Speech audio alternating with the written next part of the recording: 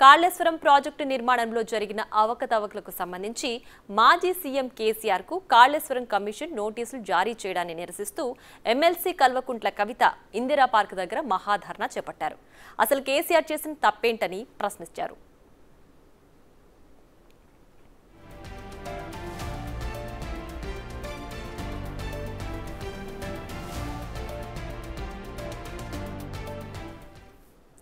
అయితే చేపట్టిన మహాధర్నాకు బీఆర్ఎస్ నేతలు ఎవరూ హాజరు కాలేదు. ఇప్పుడు ఇదే అంశం తెలంగాణ రాజకీయ వర్గాల్లో తీవ్ర చర్చనీయాంశమైంది. దీనిపై అనేక ఊహాగానాలు వినిపిస్తున్నాయి.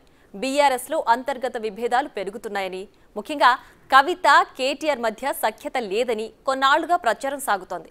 కవిత స్వయంగా బీఆర్ఎస్ ని బీజేపీలో విలీనం చేసే ప్రతిపాదనలు వచ్చాయని చిట్చాట్లు చెప్పడం, పార్టీలో తనపై కుట్రలు జరుగుతున్నాయని ఆవేదన వ్యక్తం చేయడం లాంటివి తీవ్ర చర్చకు దారితీశాయి. ఈ క్రమంలో కవిత ధర్నాకు బీఆర్ఎస్ నేతలు దూరంగా ఉండడం పార్టీలో అంతర్గత విభేదాలకు పరాకాష్ఠకు చేరినట్లు భావిస్తున్నారు.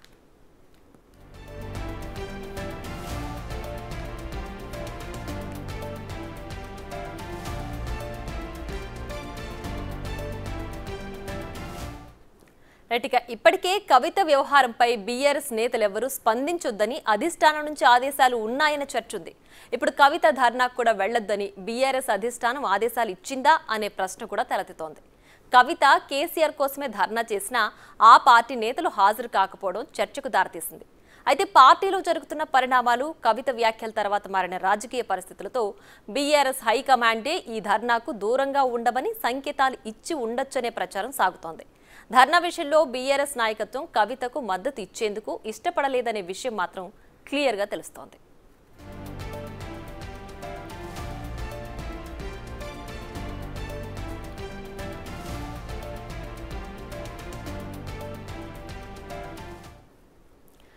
ఇదే అంశానికి సంబంధించి మనతో మాట్లాడడానికి బీఆర్ఎస్ నేత యల్లాల శ్రీకాంత్ రెడ్డి గారు అందుబాటులో ఉన్నారు. నమస్తే అండి. నమస్తే శ్రీకాంత్ గారు.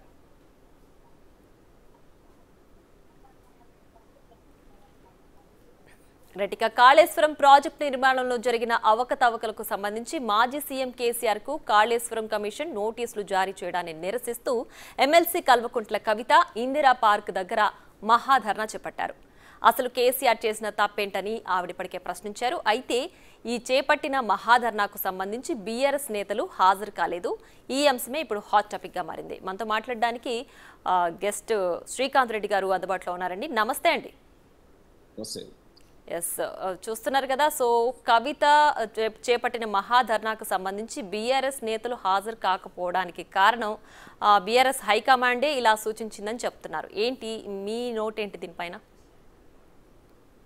ఇప్పుడు ఒకటండి, పార్టీ ప్రస్తుతం ఉన్నటువంటి పరిస్థితుల్లో సంవత్సరంన్నర అవుతుందండి మేము అధికారం కోల్పోయి.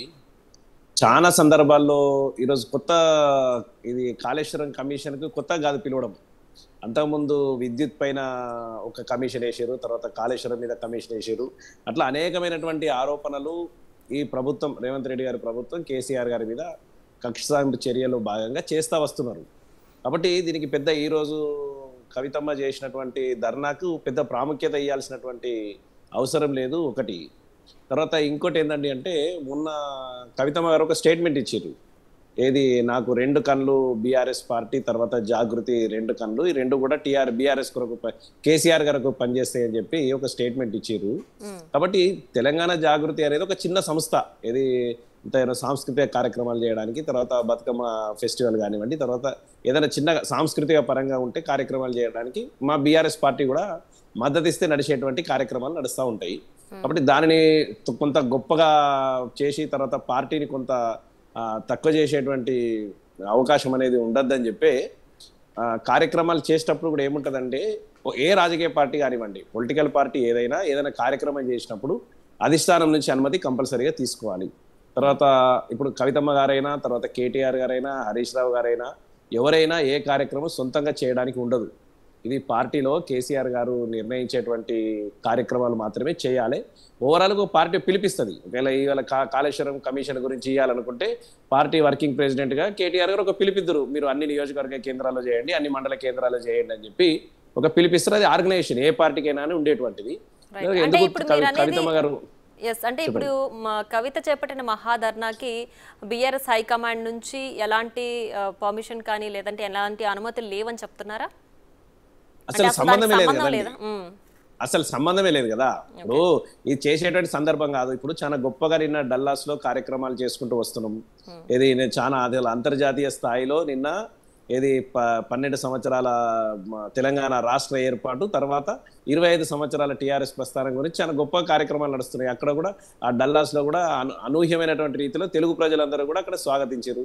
తర్వాత సంవత్సరాల నుండి పార్టీని అనేక రకాలుగా అనేక ఇబ్బందుల నుంచి కూడా కాపాడుకుంటూ వస్తున్నారు కదా.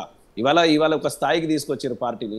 కాబట్టి ఇప్పుడే అంత తొందరపడేటువంటి అవసరం కవితమ్మకు లేదు. మరి అక్కడ ఏం జరుగుతుంది ఏందో తెలుస్తలేదు కానీ వాస్తవంగా అయితే అంత ఎమోషనల్ గా తర్వాత అంత ఆ స్థాయిలో పోయేటువంటి అవసరం లేదని ఒక టీఆర్ఎస్ పార్టీ కార్యకర్తగా ఒక బీఆర్ఎస్ పార్టీ కార్యకర్తగా మేము భావిస్తా ఉన్నాము. ఎందుకంటే కార్యక్రమాలు అనేటివి పార్టీ రూపొందించి పార్టీ ఒక లైన్ గా ఇస్తే ఆ లైన్ లో వెళ్ళాలి తప్ప సొంత కార్యక్రమాలు తీసుకొని పార్టీ మీద రుద్దడం అనేది అది ఎంత మాత్రము కూడా సమంజసం కాదు. Yes right Srikanth Reddy.